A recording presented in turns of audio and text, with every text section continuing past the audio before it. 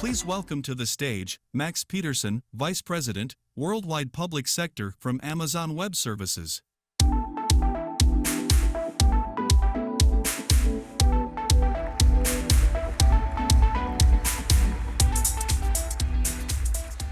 How's everybody doing? Welcome. I'm incredibly excited to have everybody here today. The DC Summit is going to be an exciting two-day learning and networking and thinking big opportunity for everybody here. My name's Max Peterson, and I'm honored to be able to lead AWS's worldwide public sector business, where we get to help our customers innovate across education and government and healthcare and aerospace and satellite and not-for-profit businesses, all to deliver on their missions. This is our 13th DC Summit, and we have an exciting 2 days lined up for everybody. There are more than 220 sessions with breakouts, with builder sessions, with chalk talks, and workshops, all designed to help you deepen your skills, gain new knowledge, and really think big about the potential for your area and cloud computing. I really hope you get into these activities, enjoy them, have fun, build some new relationships, make sure you gather up the resources you need to go out and do your jobs. The journey to the cloud is really incumbent upon everybody in the room here and at the conference taking action. I also want to encourage everybody to have your phones ready. Not that you don't already have them ready, but we're going to include QR codes on a lot of the slides and the announcements today to make it easier for you to snap a quick picture and then follow those QR codes later so that you make sure you get that specific and useful information that intrigued you or that excited you to help you build solutions or discover more about topics that we've got set up for you to talk to today. I want to start by thanking our sponsors that made this event possible. A special thank you to all of our gold sponsors that have played a big role in helping us to produce today's summit. And then we also have a list of emerald, platinum, and gold sponsors as well. They've all gone above and beyond to be able to support the summit and to bring you really interesting, useful, and innovative solutions. And finally, I want to say thank you to our silver and our bronze and exhibitor sponsors for helping us make this summit today a reality. Make sure that you get the opportunity to go down to the expo hall. I was there earlier this morning. And make sure you get down to the expo hall, talk to the partners, see how they can help you on your journeys. There's a lot of really cool stuff down there too. So do get down to the expo hall. Well, I think you can probably tell I'm sort of thrilled to be able to be here today and speak to all of our customers in the public sector about the boundaries that you're pushing each and every day as you digitally transform your businesses. Over the next 60 minutes, I've got two customer speakers that are going to join us here and share their stories of how they're leveraging the cloud to get the speed, the agility, the security that they need to be able to deliver on their missions and be able to drive innovation to support better those constituents that they serve. Now, I've been working in the public sector for more than 3 decades. Sometimes I scare myself when I say that I've been doing that for 3 decades, but I continue to be inspired by the fact that our customers are every day out solving the complex problems presented by global challenges. They're driving a positive change with AWS, and we love that piece of our partnership. This includes things like storing and analyzing genomic data to find cures for major diseases, driving space advancements for real-time tracking to protect our planet, and modernizing critical government services to provide better citizen support, and so much more. Now, these are the types of efforts that result in long-term lasting impact, I believe, for generations to come. And throughout history, there have been countless actions and innovations that we've witnessed that transform the world around us, and they continue to shape the future. And I wanted to take a moment to reflect on a handful of them. When you think about medical research, Jonas Salk comes to mind. His team conducted extensive laboratory research and testing that led to the development of the first successful polio vaccine in 1955. And this breakthrough not only paved the way for eradication of the disease in many parts of the world, but it established vaccines as a critical tool, and it demonstrated the power of collaborative research, clinical trials, and public health infrastructure in advancing medicine. Going where no human has gone before, astronaut Neil Armstrong took the first steps on the moon mission as part of Apollo 11 in 1969. That was supported by another pioneer, Katherine Johnson, who was the first African-American woman to work as a NASA scientist and calculated the trajectories that helped make the mission a success. This pushed the limits on what everyone thought was possible in space, and it inspired a sense of unity and a pride in humanity's ability to achieve great things. We see our customers every day display this same kind of courage, resilience, and creativity as they continue to pave new paths and to drive impact with the cloud. To reimagine with confidence and to thrive in uncharted territories, it comes down to leveraging the right tools and capabilities, ensuring the proper security and protection, and then all of us pushing the limits by thinking big. This is more important now than ever before as we build a better future and as we prepare for circumstances that are yet to come. I want to acknowledge the fact that right now there are a lot of real and pressing challenges in the world. This includes economic uncertainty we deal with, supply chain disruptions, natural disasters, food insecurity, war, and other global conflicts, among many others. And these issues affect us all. And it's in times like these that the work that's being done across the public sector to support every patient, every student, every citizen, or individual in need is vital. Organizations with strong digital foundations have proven to be better positioned to move faster and maintain the continuity for those they serve while ensuring the highest levels of security and keeping costs low, which is important in difficult budget times. We're proud that tens of thousands of public sector customers count on AWS to support their mission-critical systems. And one of the many reasons for this is that AWS's global cloud infrastructure allows them to take advantage of capability anywhere around the world. 31 global cloud computing regions that are made up of clusters of data centers that we call availability zones, organized around 99 availability zones that provides the sort of exceptional resilience and availability that public sector customers and enterprise customers demand to deploy their mission-critical and business-critical applications. And we've announced 5 more AWS regions around the world that'll add an additional 15 availability zones. So we continue to invest in that kind of global capability and global services that customers need. As we increase our global presence, we also remain focused on driving economic development, and we continue to scale our community efforts and our investments as well. In the past year, we've launched 5 new regions around the world, investing billions of dollars in each local economy through our infrastructure and supporting thousands of jobs. In the DMV area, which has long been an important place for Amazon and AWS, Virginia is home to our second headquarters, and it's been hosting our data centers since 2006. Over the past 4 years, we've committed more than $88 million to local nonprofits, community groups, and schools with a focus on addressing challenges like racial equality, housing, sustainability, and equity and skilling. We continue to invent and to innovate on behalf of our customers, and we're not slowing down. To help force multiply our efforts, we've got an enormous global partner network of over 100,000 partners. To provide our partners with more tailored guidance and support, I'm pleased to announce that AWS is expanding our Partner Transformation Program with a suite of targeted transformation modules.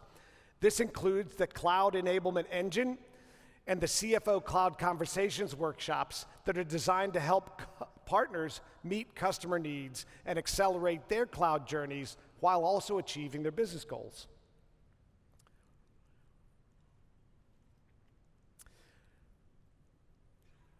It's hard to plan in the current environment.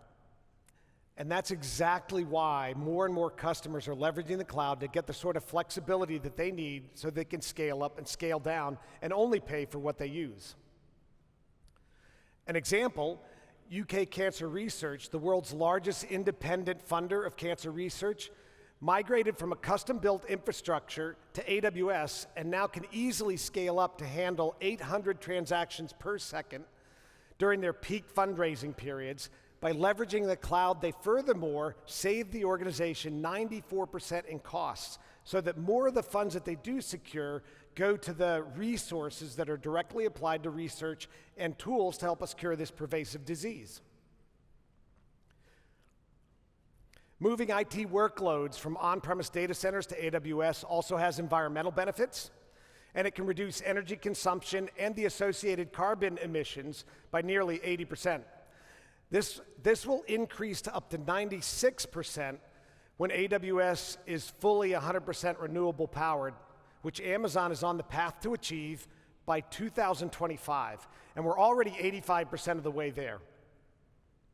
To make it easier for our customers to calculate and track their sustainability efforts with the cloud, AWS announced the Customer Carbon Footprint tool. This dashboard provides estimates of the carbon emissions that our customers have avoided by using AWS instead of the on-premise data centers, and it even helps them forecast how those numbers will improve over time based on their continued cloud migration. With the Met Office in the UK, they have a mission to provide global weather and climate services. They also have a goal to be carbon neutral by 2030. By building a prototype solution on AWS, they've reduced the time that it takes to complete data-intensive workloads by 65%, and they've been able to quantify their savings in energy and equivalent carbon emissions using the carbon footprint calculator tool. This is helping them to stay on track with their urgent mission imperative to address climate and sustainability. This is going to be a journey, and it's a journey that requires continuous improvement, and it's a journey that requires participation from each and every one of us to drive the collective change that we need. I'm happy to share that AWS is collaborating with Halcyon, a nonprofit supporting impact-driven startups, on a new climate change intensive fellowship in Latin America and the Caribbean. We're providing $25,000 in credits to each startup in this program to help them address issues around climate change and health equity more quickly through the use of modern cloud technologies. I'm so excited about the work they're doing. I can't wait to see the solutions that they come up with, and I congratulate all those fellows who have been selected for this intensive.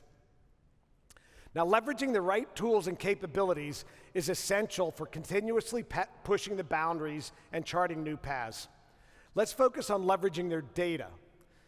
Data is the cornerstone of almost every organization's digital transformation, but it can be tricky to work with, as many of you know. To harness the full potential, it's important that you have a modern end-to-end data strategy to properly store and access it, to unify it, to be able to analyze and visualize it, and to get insights and predictions from it. AWS has the broadest set of services across databases and analytics, machine learning, and artificial intelligence for many different types of data and many different use cases that help our customers unlock value and drive better outcomes. The ability to understand what's happening around you, that situational awareness ability to get the full picture, positions you to move fast, move confidently, solve complex issues, and really go far as a pioneer in your areas. A coalition of AWS partners recently came together to build an integrated framework known as Project Argus. Project Argus allows vast amounts of data to be organized to deliver situational awareness in real time. This centralized solution is available today on the AWS Marketplace, and it allows users to choose from multiple different data sources, multiple different tools for analytics, and multiple different software integration capabilities. Project Argus collects and analyzes past and current space data and Earth data to provide this sort of real-time situational awareness of what's happening on land, at sea, in the air, all at any time, which enables better decisions by decision makers so that they can turn the data that they've got into actual actionable intelligence and help them identify opportunities to act in the future. The cloud's also helping scientists to power advancements in research through global collaboration, catalyzing breakthroughs in areas from climate change to human health. To hear more on this, I'm going to turn it over to our first speaker. Please welcome to the stage Ed Lean, PhD, Senior Investigator from the Allen Institute for Brain Science.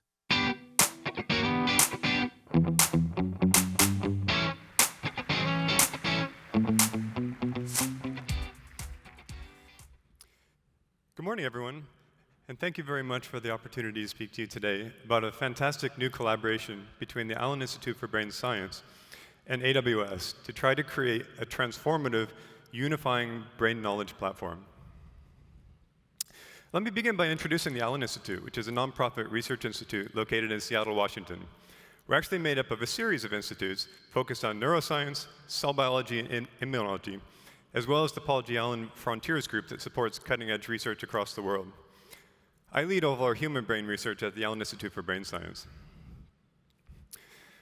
The Institute has a long history of tackling extremely complex problems in biological sciences, whose scale and complexity are really not easily tackled by a traditional academic research lab. We have an approach to doing this that really focuses on three big principles: big science, tackling these really challenging problems; team science; and open science, the latter of which is the most important for what I'll tell you about today. The Institute produces large-scale data resources, and it's well known for doing this. It's been a pioneer in open science, and these resources have really profound impact across the scientific field. Our work generates data, knowledge, and tools, all of which we share openly and publicly. To give you an idea of the scale, as of spring 2022, we collected about 22 petabytes of data at the Institute, and it's only increasing from here. Today, I'm going to be focusing on the brain. This amazing organ is responsible for everything that we feel and do, and everything we are as individuals. It's also the organ affected in many of our most devastating diseases. A major motivation behind the Brain Knowledge Platform is to try to fill a gap. We have an enormous unsolved problem around these diseases and unmet medical need. Collectively, these diseases affect more than 1 billion people worldwide. The list is very long of these disorders, and we have very few cures and not even effective treatments for many of these. Why is this the case? On the one hand, we have a complexity problem. We really don't understand the brain very well, or its structure and function. On the other hand, we have a data problem. There's an enormous amount of data out there in the field. It's not lack of investment, but it's incredibly distributed and disorganized.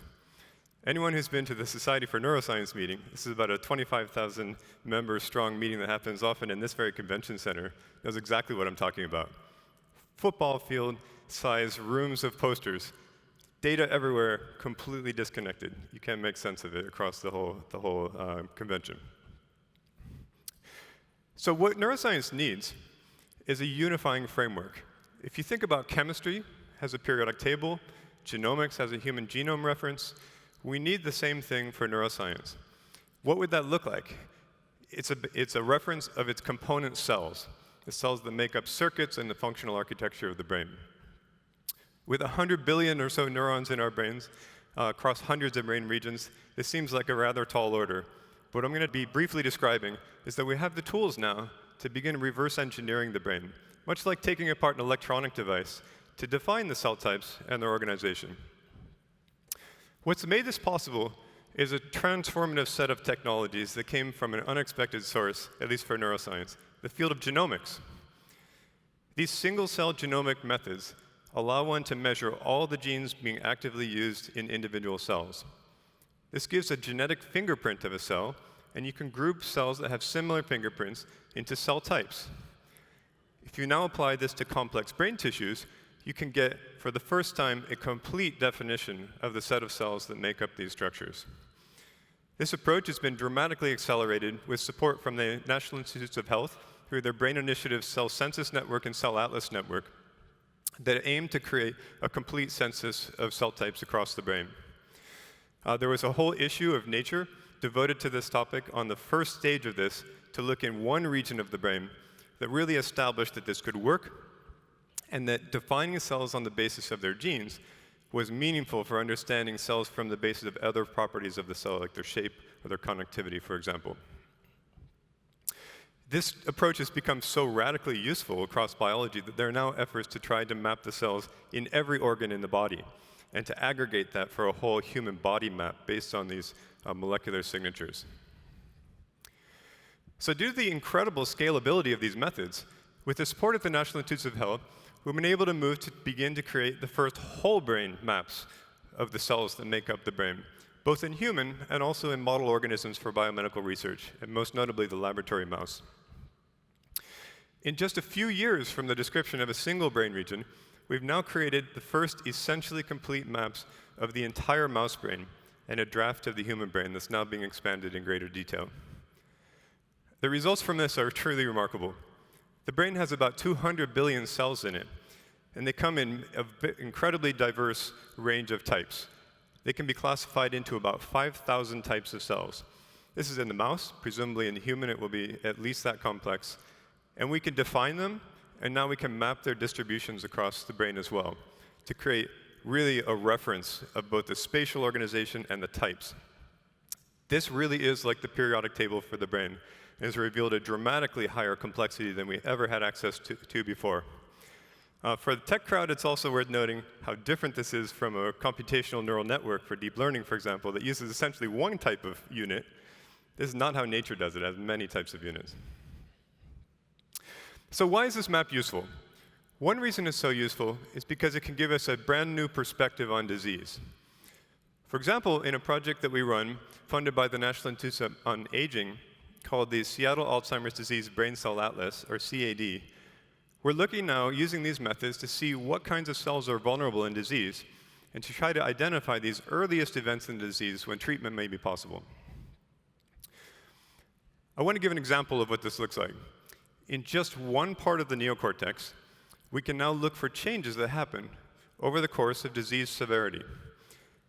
We can look at this across this incredibly diverse set of cell populations now. In this one region, about 140 kinds of cells, whereas past studies might have been half a dozen. And what you can immediately see is that certain kinds of neurons are lost in disease, and certain kinds of non-neuronal cells increase or have states that are only seen in the disease. This is a very different way to think of disease, in particular Alzheimer's disease, which has been conventionally focused on deposition of rather nonspecific amyloid plaques, neurofibrillary tangles, that have not led to effective treatments for the disease. Now, if we zoom in just a little bit more at one of these types of vulnerable cell populations, those that make connections from one part of the cortex to another, we're beginning to aggregate information about their properties. We're starting to understand what they look like, how they function, what the consequence of their loss may be in disease. And you can imagine that these cells now become targets for therapies to prevent their degeneration. And it also highlights how an increasingly rich understanding of these cells will guide new treatments. This same approach will work for any brain disease, or for that matter, any other disease. Okay, so with this emerging high-resolution map, we suddenly have an amazing opportunity to try to dramatically advance the field by aggregating information around these foundational elements in their organization. Enter the Brain Knowledge Platform, which is an ambitious effort to try to create one of the largest and most complete knowledge stores and sources of truth in neuroscience. In principle, now that we understand the elements, we can integrate information across neuroscience, genomics, medicine, from basic research to neuroimaging data to clinical data. If we could do this, imagine the impact on the field. We could unify disparate parts of the field that can't talk to one another at the moment. We could accelerate our understanding of brain function. as well as new approaches for treating diseases. However, this creates significant technology challenges to transform this vision into reality, and this is where we move out of the realm of science and into the realm of technology and the need for us to partner with AWS as leaders in this space. On the one hand, we have a challenge of data management. Already, I mentioned we have petabytes of data. This is going to grow to exabytes in the future of many different types that need to be integrated. The second challenge is moving beyond data to extraction of knowledge that's meaningful to researchers and clinicians. And then finally, we have challenges in making these data and knowledge accessible to the community. Our goal is to democratize data access and allow anyone to openly and freely explore the data. So partnering with AWS allows the Brain Knowledge Platform to harness the power of their cutting-edge technologies. It leverages scalable cloud storage, advanced computing capabilities, databasing, machine learning, graph analysis, and generative AI. This integrated framework presents the opportunity to revolutionize the way we explore and we discover scientific and medical knowledge. So while this is really in its early phases now, the goal of the Brain Knowledge Platform is to transform this fragmented landscape of neuroscience information into a unified ecosystem. By consolidating this vast amounts of information from diverse sources, we can create a centralized hub of knowledge that's accessible to researchers, scientists, healthcare professionals. The platform will offer a unified portal to search for advanced search and discovery. Machine learning algorithms will let users easily navigate through this and begin to connect the dots across these disparate types of data. And finally, intelligent search capabilities will allow users to pinpoint relevant information and accelerate the pace of their own data, with future goals to incorporate generative AI into this process. So in closing, we hope the Allen Institute and AWS will change the way we understand the brain. We're extremely enthusiastic about this collaboration and thankful for AWS for bringing the technology solutions to this grand challenge. And with that, thank you very much for your attention.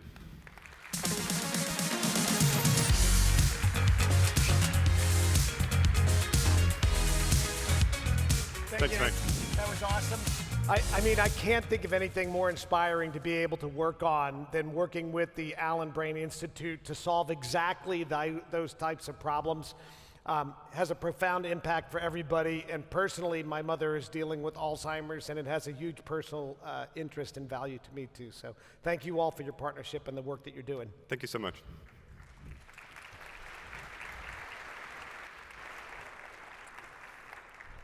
To make it easier to conduct research with the cloud, we launched Amazon Lightsail for Research in 13 regions around the world at just earlier this year.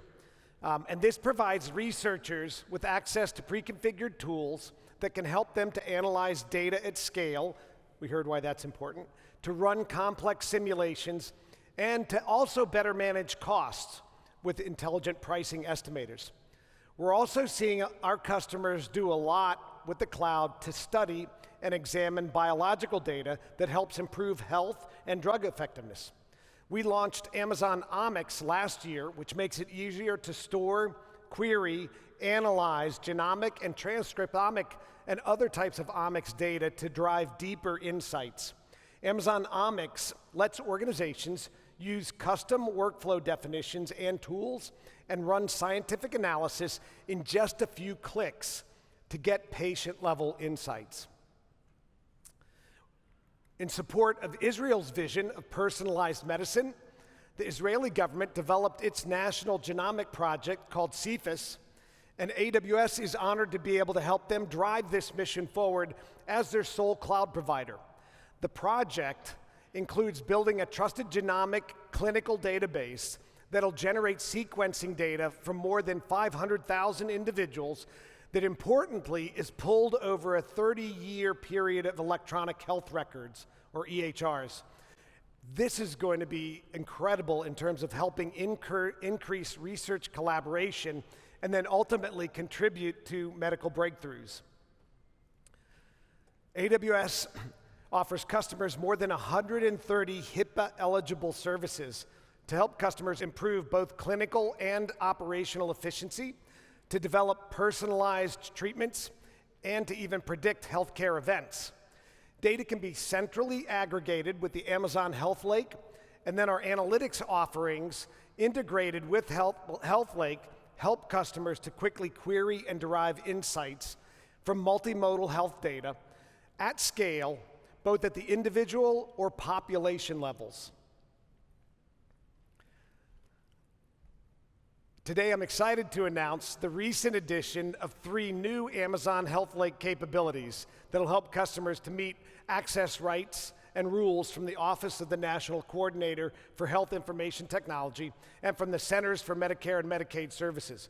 Launching in preview, Amazon HealthLake now supports sustainable medical application reusable technologies on fast healthcare interoperability resources. Whew. I am so glad that they make it easier by just calling it Smart on Fire. So I'm going to stick with Smart on Fire. Smart on Fire, the patient APIs, the Fire bulk data access APIs, all of these things provide combined capabilities that simply make it easier for customers to authorize users and researchers and applications and exchange health data easily and securely. Modernizing electronic health records with the cloud is also helping to improve health outcomes. Epic is a global leader in EHR software and a critical application used by healthcare organizations. Those that are using Epic on AWS are also able to integrate all of their medical records and data into a central, secure environment that helps to improve efficiency while also keeping patient data private and secure. To better support the needs of mission-critical healthcare systems, we recently increased the scalability of Epic on AWS by 61%, now able to handle workloads of up to 42 million global references per second, or GREFs, as Epic measures performance and capability. Tufts Medicine is the first health system to launch its entire EHR environment in the cloud, including more than 80 integrated applications. And it was able to do this in just 9 months. Because of the speed and the flexibility of the cloud, Tufts was able to successfully transfer 4 million health accounts into their Epic on AWS system in 71 hours, a task that would have taken 200 days were they to build the system with on-premise servers. And they can now spin up new environments as quickly as 6 minutes. Over the past year, Tufts has also continued to optimize its services. Important when you're running on the cloud, optimize its services, resulting in increased efficiency that has provided a 60% reduction in costs. And that's important because it allows them to take that money and put it toward their efforts to address health disparity instead of legacy IT. Part of the AWS for Health initiative includes our AWS Equity Initiative program. We launched it in 2021 here at the DC Summit, and the goal is to advance health equity with a commitment from AWS of over $40 million over 3 years in AWS cloud services and technical expertise. And we distributed $14 million to support these efforts in the first year alone, and we're continuing to see incredible developments led by participants across the spectrum. I want to share just a couple of examples. One is EdLogic, who created a game-based online platform that's powered by AWS to improve health literacy and to drive better behaviors. Lirio's use of artificial intelligence personalized outreach and removed barriers that specific underserved groups experience while trying to access care. It's great to see these kind of innovations come from that health equity initiative. Now, as we've talked about, by leveraging the right tools, our customers are able to unlock the value of their data quickly and uncover critical insights, helping drive informed decision and resulting in meaningful action. However, we can't talk about data without talking about the importance of keeping it protected. Security is our top priority at AWS, and it's been that since the very beginning. As the first cloud service provider accredited to support government workloads across the full spectrum of data classifications, including unclassified, secret, and top secret, Customers benefit from our decade of experience helping public sector organizations manage highly sensitive workloads, including the US government.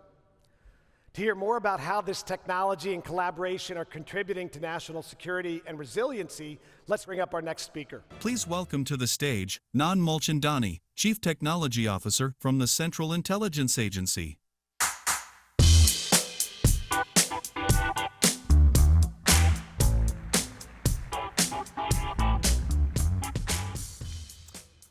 Hello, everyone. My name is Nan Mulchandani, and I'm the Chief Technology Officer at Central Intelligence Agency. We have a unique, global, 24/7 mission to protect the national security of the United States. We're both a human intelligence organization as well as one focused on foreign threats. The first and obviously most important part of our organization are our people. We employ domain experts in every field, including technology, of course. And as the nation's first line of defense, we're prepared to deal with problems anywhere and anytime across the world. So the first question that you may ask is, what is the CTO of CIA doing at an immensely popular technology conference? Well, as we know now, national security and economic security are intimately tied together. And at the heart of economic security is the health of our technology innovation ecosystem.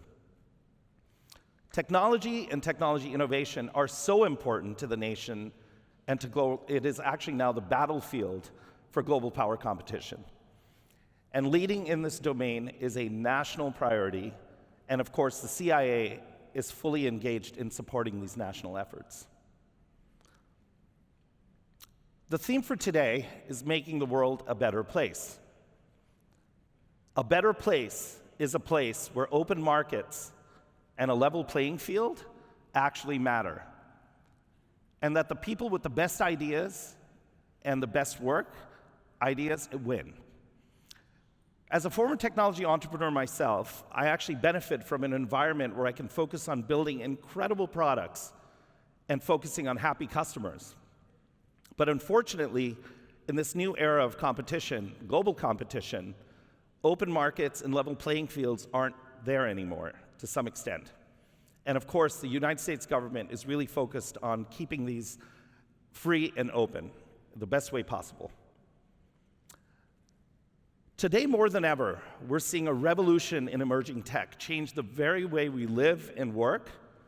And of course, it's actually revolutioning our society and the world around us. There's a revolution going on in every kind of emerging tech vertical.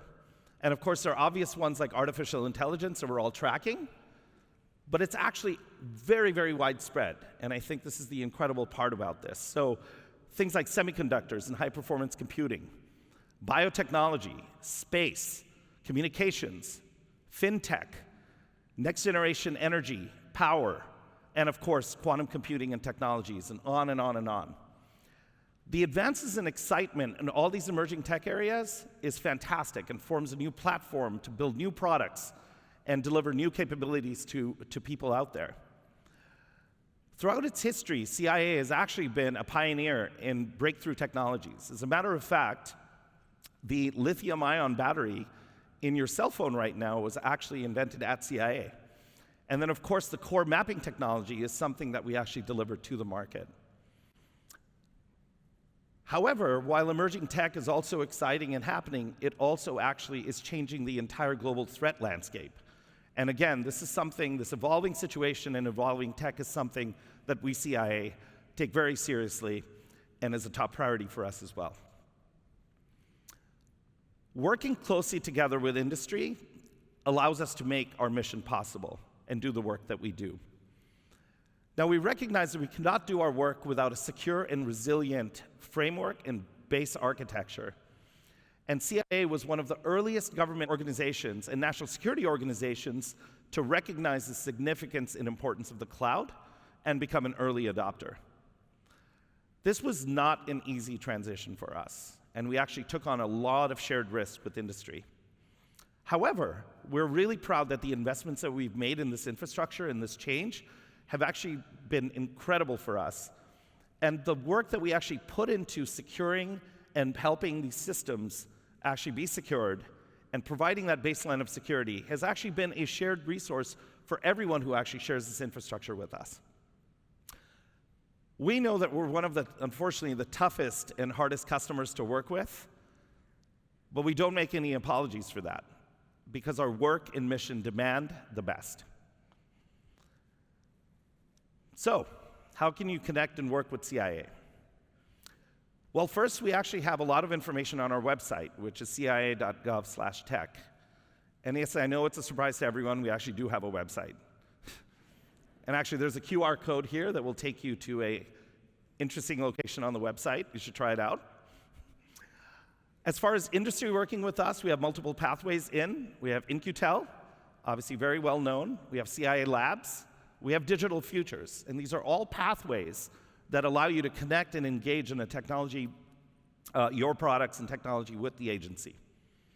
For those of you who are interested in public service, there's something called the CIA Technology Fellows Program that can actually allow you and is a great option to consider. And of course, we love hiring technologists who want to come work for us, and we're hiring. As a matter of fact, I'm a great example of somebody who came in after a full career in technology to join the CIA and work here. It's been great. And oh, by the way, you won't have to wear a suit to work. I can't guarantee it, but I think that'll be good for you. So anyways, with that, and hope this was a good overview of kind of why CIA is engaged with tech and everything. Let's go together and make a better world. Thank you all so much.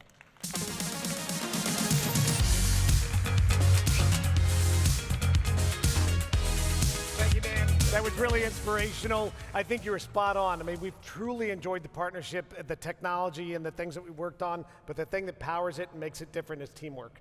And so being able to work every day to advance the mission is what it's all about. Well, thank you so much. Thanks Max. again. I hope Thanks you for get having lots me. of people go to your website. Yes, I could see the phones out. It's great. Thank you. Yeah, give him one more round of applause. Thanks, Dan. Our defense and national security customers entrust AWS with the type of critical operations as we all continue to pave new paths to the cloud. And AWS is honored to have been selected by the U.S. Department of Defense for the Joint Warfighting Cloud Capability, or JWCC contract. This provides the DoD with the opportunity to acquire cloud services and capabilities from cloud service providers and be able to do that across all security domains, all classification levels, for the enterprise all the way out to the tactical edge. All this is important because it helps to deliver on the critical mission that our armed services do. This is also key to enabling on-the-ground critical warfighter capabilities, using techniques like the Joint All-Domain Command and Control, or JADC2, or the DoD Artificial Intelligence and Data Acceleration Initiative. And so today, I'm excited to announce AWS Snowblade is now available for customers on the US DoD JWCC contract. This new offering from the AWS Snow family provides compute, storage, and other hybrid services in remote and even denied, disrupted, intermittent, or limited environments. AWS Snowblade meets US military ruggedization standards that enables our defense customers to run their operations and manage demanding workloads in edge locations all around the world that are subject to extreme operating environments. To broaden support for the US Department of Defense and for our national security customers, we're also excited to highlight a new effort that's being led by Klaas and Booz Allen to develop and extend tactical edge solutions. This is going to enable mission owners to modernize their edge applications with AWS and deploy them on Voyager VM ruggedized compute packages from Klaas, which is going to help improve deployment flexibility, help upgrade existing capability, accelerate that decision making, and improve collaboration through these or in these remote environments. We're so excited about this update because it demonstrates the kind of edge innovation that our partners are helping to bring to our customers. Earlier this year, we also announced the availability of the AWS Modular Data Center. This is available to DoD customers under the JWCC contract, and this self-contained cloud solution allows our customers to deploy compute and storage capabilities fast in support of large-scale workloads wherever they need them, and instead of having to build data centers from the ground up in an infrastructure-limited environment. And this is one of the things that I got a chance to stop by and see this morning, so I encourage you, if you get a chance, stop by the exhibit hall and see the hybrid cloud, the edge computing, and the mobile data center solutions.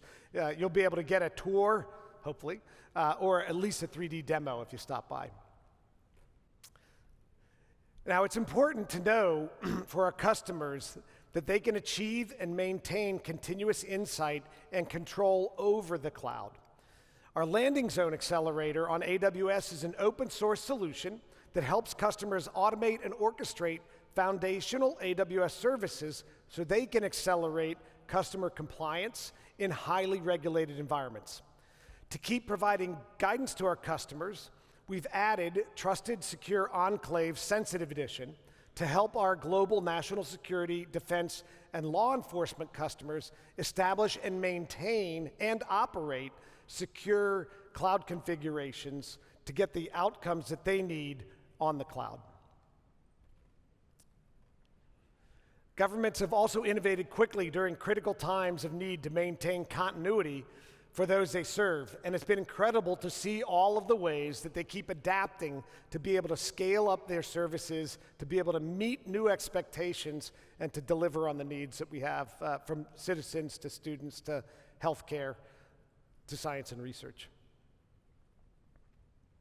Over the past 5 years, AWS has worked with local governments, national governments, state governments across Latin America and Canada to help power more than 20 election processes to ensure that they remain fair, transparent, and secure. This has had the benefit of delivering democracy for over 300 million citizens. It's included the first and the second round of voting in Brazil's most recent presidential election, where a record 124 million Brazilians voted. The first round hit a peak of 1.5 million requests per second with 0 security incidents. We've also been honored to work alongside the Ukrainian government to keep critical services operating and applications secure since Russia's invasion. The Ukrainian government has established a strong foundation with their cloud applications as they rebuild for the future, and they aim to have 100% of their services available on the digitally enabled DIA platform, known as Ukraine's State in a Smartphone. Today, more than half of adult Ukrainians currently are accessing over 100 public services on DIA, the portal, and the app. As you can see from a lot of the examples I've shared today, our customers have proven to be relentless, innovative, imaginative. They're thinking big. To reimagine what's possible and to drive this type of long-lasting impact, you need to be willing to push the limits. And cloud allows you to innovate faster by being able to launch new solutions, test them, iterate quickly, all while removing the risks and constraints that you have in your legacy environment. This gives you the freedom to try bolder and better things. Now, AWS and Amazon have more than 20 years of experience in artificial intelligence and machine learning. In fact, many of the capabilities that customers use today demonstrate that.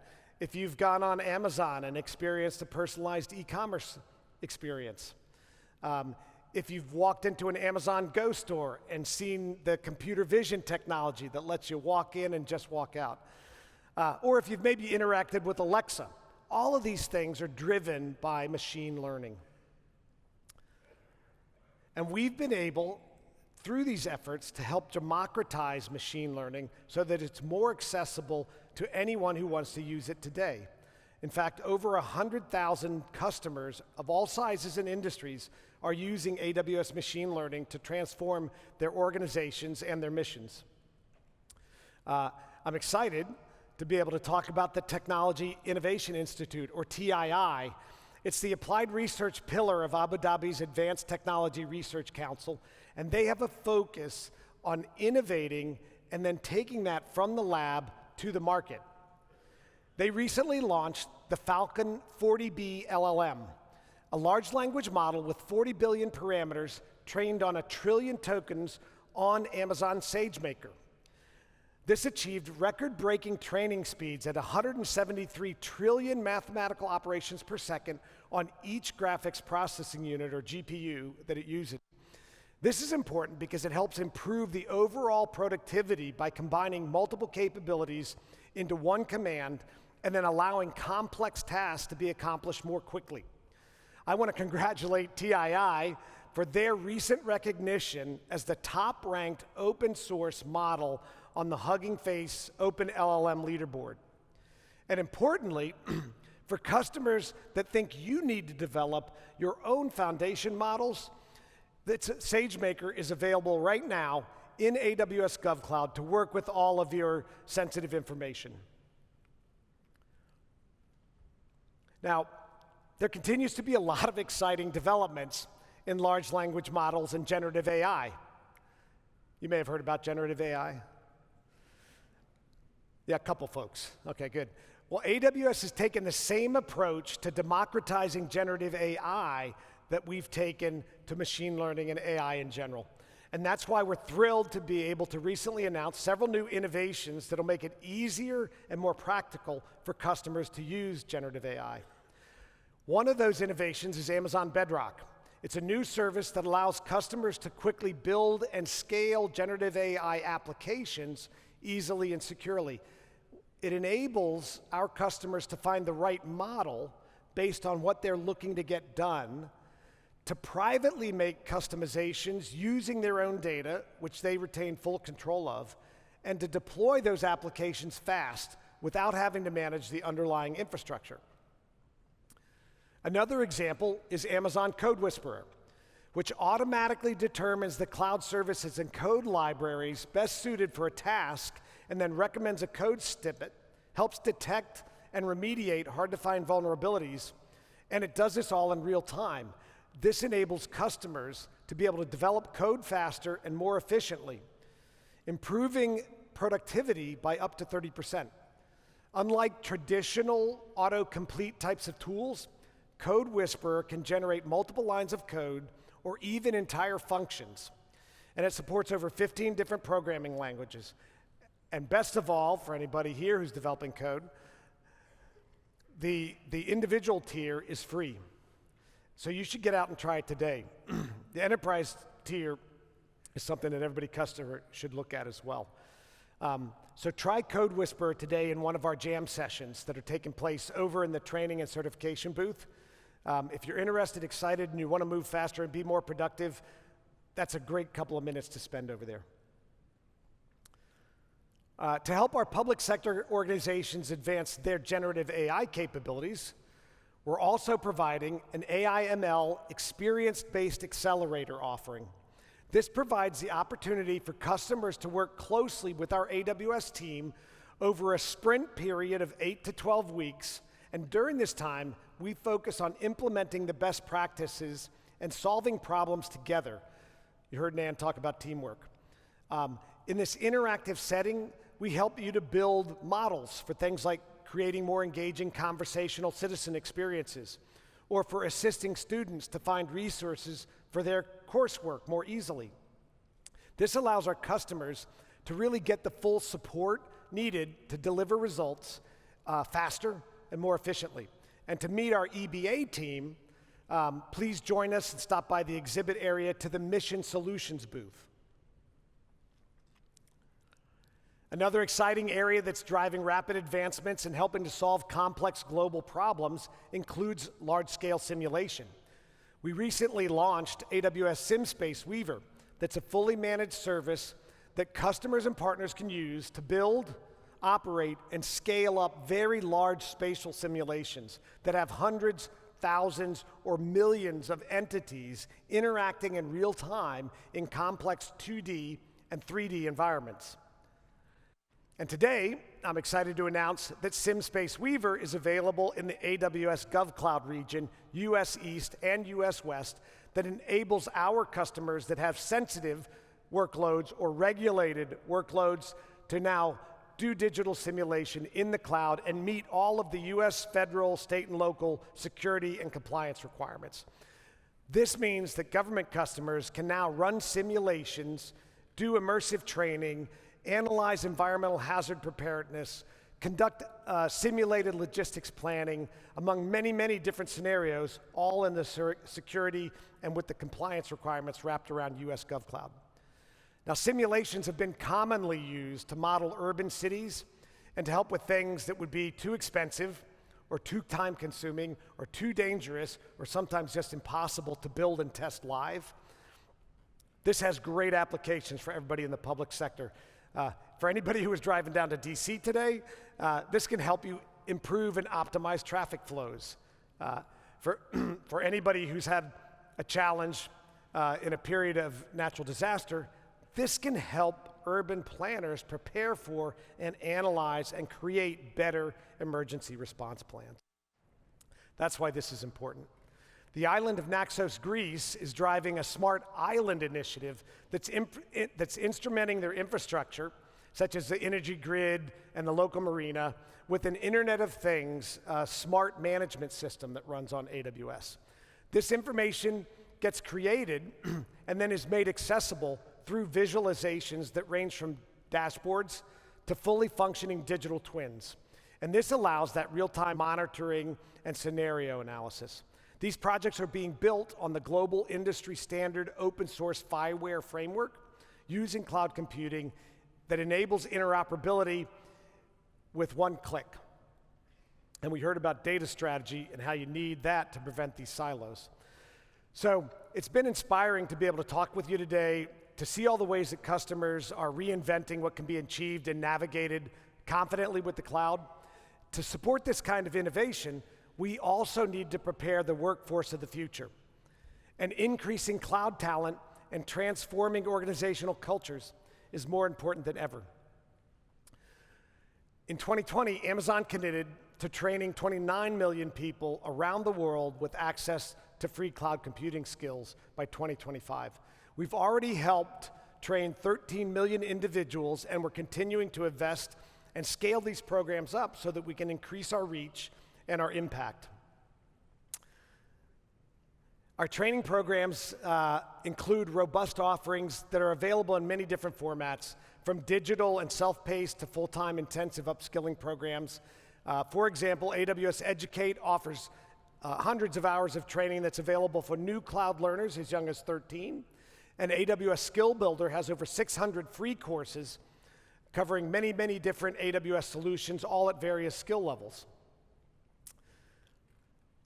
And today, I'm happy to announce that we're bringing together a coalition of government and education and Fortune 500 leaders and other employers as part of our AWS Skills to Job Tech Alliance to help modernize higher education curricula and create more pathways to cloud careers globally. Efforts are going to focus on developing capstone projects, on creating hiring events for participating organizations. The Tech Alliance is going to be available to 78 educational institutions, collectively serving more than 380,000 learners across 5 regions, including Illinois, New York, Washington, and here in the US, as well as internationally in Spain and Egypt. And we've got plans to scale these up with additional regions around the world soon. AWS Cloud Innovation Centers, or KICs as we call them, are also helping to drive improved learning outcomes. Our KICs are focused on helping public sector organizations to collaborate and test new ideas to get access to AWS technology expertise, fundamentally to help solve real-world problems. And so we're excited today to talk about efforts being driven right here locally. And I'm happy to announce that the Smart Factory Believers program, which is a collaborative initiative between AWS and Deloitte, and part of our KIC program, is going to be expanding to DC public schools coming this fall. This program is going to provide robotics kits, curriculum, and educator support to 5 DC middle schools, helping to broaden learning experiences. Yay! Come on. We've got to get more kids into tech. You know, we've got to get them excited and interested in science and technology and engineering and math, STEM, to drive understanding and drive the sort of careers that are needed for the future.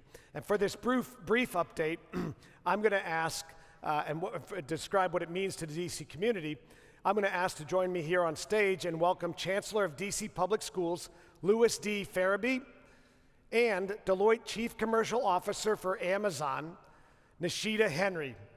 Up on stage, come on up. Hey, I love it. I brought the kit with me. That looks exciting. Fantastic. Well, thank you so much, Max, for having us here. Louis and I are super proud to be talking about our Smart Believers program with these Smart Rovers kits. I love the Smart Rover kit. Awesome. So as a backdrop, before we talk about that, the U.S. Bureau of Labor Statistics says that currently there is a talent shortage for over 300,000 manufacturing jobs. And by the year 2028, that could expand to over 2 million. And so we at Deloitte are really focused on empowering the workforce of tomorrow by upskilling young innovators furthest from opportunity. But as you said, we can't do that alone. It really is a partnership, and it's a partnership that we've created between Amazon, school systems, the National Math and Science Institute, to actually create programs that support both students and teachers in the creation of new STEM education, creating equitable access to underserved communities. And so I'm really proud to say that since 2022, just last year, we've impacted over 3,700 students and teachers. And in fact, in the Wayne Westland School District outside of Detroit, they formed a new robotics team using these smart kits that actually made it to the National Robotics Championship as Rookie of the Year. All right, Yeah. Rookie of the Year. You gotta like that. All right, there we go. We've got a tall challenge here in DC now. Excited to partner with DC Next. Thank you. Thank you. So I heard the applause when we were talking about schools, and I love to hear that. It's great to be with you today to discuss how we are collectively inspiring and building future leaders in STEM. As the Chancellor for DC Public Schools, I know firsthand to achieve excellence in our 116 schools, it requires a village, a collective effort. And that's why it's so important to have trusted partners such as Amazon and Deloitte to be in this journey with us to ensure our schools and our students experience success. As educators, we're constantly striving to ensure that we stay abreast of what's happening around the world, technological advances, to ensure that not only we have the skills in our classrooms, but we know how we can impact and inform what needs to happen as relates to teaching and learning in our schools. And so that's why we're so excited to have initiatives such as our Smart Factory Believers program, which allows our educators to gain critical skills and to inspire them and empower them, but also to provide critical resources for our students. And for me, I think about our schools having the ability to visit Amazon warehouses and fulfillment centers where they get to see firsthand what's happening around them, but also it complements what students are learning in the classroom to ensure that our students are experiencing what we call cornerstones or experiential learning. These initiatives provide our students opportunity to not only gain real-world experiences, but also to inspire their career decisions and what's possible and gain new perspectives.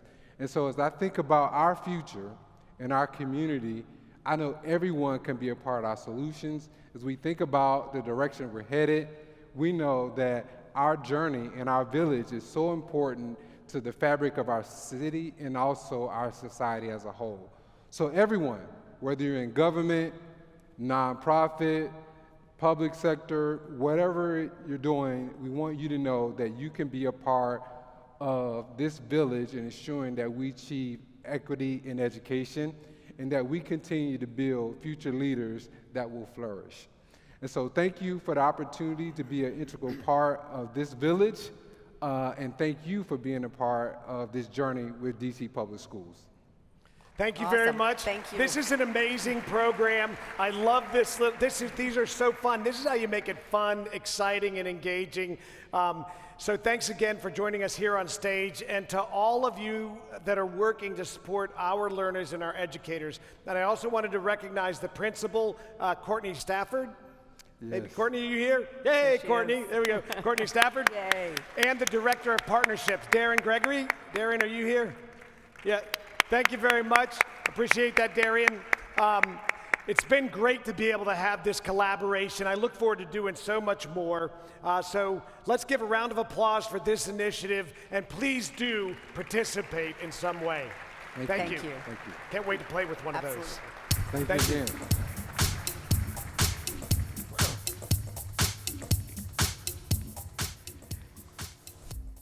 Well, in closing, I wanted to whip out a pair of sunglasses because the future is really so bright in so many different ways to see all of the things that our public sector customers are doing to imagine and invent together. Unfortunately, they told me I couldn't do that. But nonetheless, we're committed to continuing to help you power invention, innovation, and deliver on the needs of your organizations as we all work through these uncharted territories ahead. And we want you to be able to do it with the sort of confidence and inspiration that's necessary to thrive in any situation. So I look forward to all the ways that we'll keep on transforming your organizations and keep on making the world a better place as we work together and we solve those grand challenges that we've got and create the type of future that we all want to have. And so, on behalf of all of the folks from Amazon and all of our partners and all of our great customers, I want to be able to send you on your way and enjoy the rest of the summit. Be sure to attend several of the learning sessions. Get down and see the exhibits on the exhibit hall. Play and take advantage of the interactive opportunities. Get your hands on these learning opportunities that have been lined up here today. Really take advantage of everything that's there for you. No matter where you are on your cloud journey, we've got the content, we've got the experience, and we've got the people to help you along on that journey. So thank you very much and enjoy the rest of your day.